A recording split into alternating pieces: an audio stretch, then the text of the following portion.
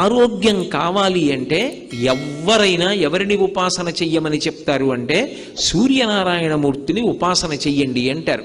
ఇప్పటికీ పిల్లల దగ్గర నుంచి పెద్దల వరకు సూర్య నమస్కారాలు చేస్తారు. ఆ సూర్య నమస్కారాల్లో కేవలం 10 విధములైనటువంటి భంగిమలతో చేసే నమస్కారాలు ఉన్నాయి.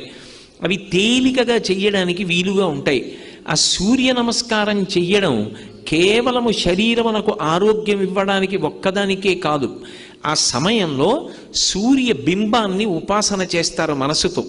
ఆ ఉపాసన చేసిన కారణం చేత దృష్టి నిలబెట్టడం కూడా అలవాటు అవుతుంది. దృష్టిని కేంద్రీకరించడం, ఒక విషయాన్ని పరిశీలిస్తున్నప్పుడు, ఒక విషయాన్ని చదువుతున్నప్పుడు, ఒక విషయాన్ని వ్రాస్తున్నప్పుడు దృష్టిని దాని మీదే కేంద్రీకరించగలిగినటువంటి శక్తి దేని వలన ఉత్పన్నమవుతుంది అంటే కేవలముగా ఆ సూర్య నమస్కారముల యందు